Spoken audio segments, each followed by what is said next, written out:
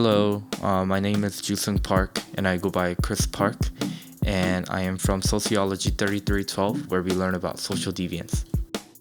Today's video is going to be about the Anomie strain theory, and this theory talks about how social strain will cause social deviance. Like many other theories, this theory has been built upon and expanded upon by many different sociologists. So I will go through one by one, as it mentioned in the book, and later we will tackle the critiques and kind of how it contributed to the sociology community in general.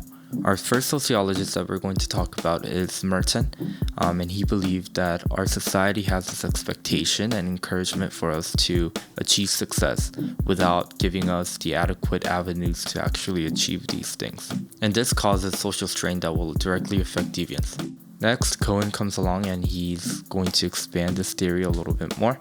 And Cohen brings in the idea of status frustration. And note that status is actually just another way of him saying success. It's the idea that deviant activities and deviance is going to be more present in the lower class youth because they are going to be competing in middle class driven school, and they're always going to be, or they're usually going to be on the losing side. And therefore, they're going to find another way to obtain those goals. Next, we have Colward and Ulhin come in to expand the theory a little bit more. They come in with the idea that lower class youth are likely to engage in delinquent activities if they have more access to illegitimate opportunities. And they will separate the illegitimate opportunities into three groups: criminal subculture, where youth will achieve goals by committing crimes such as stealing and things like that. Another one is conflict subculture, where violent gangs give status to thugs as they engage in violent activities.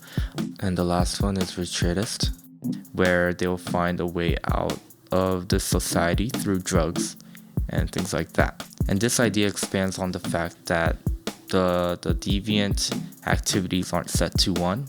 It expands the idea of what illegitimate opportunities are and kind of opens up how they access these opportunities. And the new direction that this theory is going in is it tackles the idea of the American dream and how it contributes to our society and how it's showing deviant activities.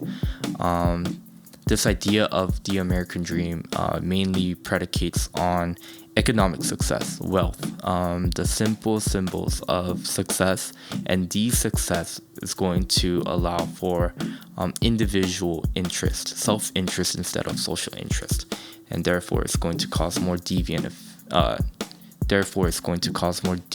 activities in order for them to achieve these things. It also kind of expands on the types of strains.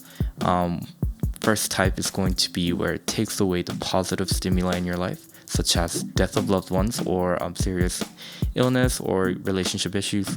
The second strain is going to deal with negative stimuli, abuse, neglect, abusive relationship, things like that. There are a couple of critiques that go into this theory. First one is that there isn't any proof, or there isn't an adequate proof or evidence in the fact that people in lower class are more likely to engage in deviant activities. The second one is going to be that there's no evidence to support that lower class people have the same level of aspirations and the idea of success as do upper class or the middle class will have.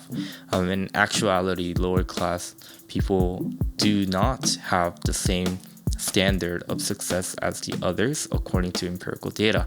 However, this theory actually allows us to think about how the society causes deviance and how it's not an individualistic thing that we have to try to figure out. And it also shines lights on how deviance or how difference in idea of success and opportunity can cause social strain. And that's how it kind of contributes into the conversation of social deviance. And that's all I have for the Anomie strain theory, and I will be back with another video, and it will most likely be in the other chapters. So yeah, thank you for listening.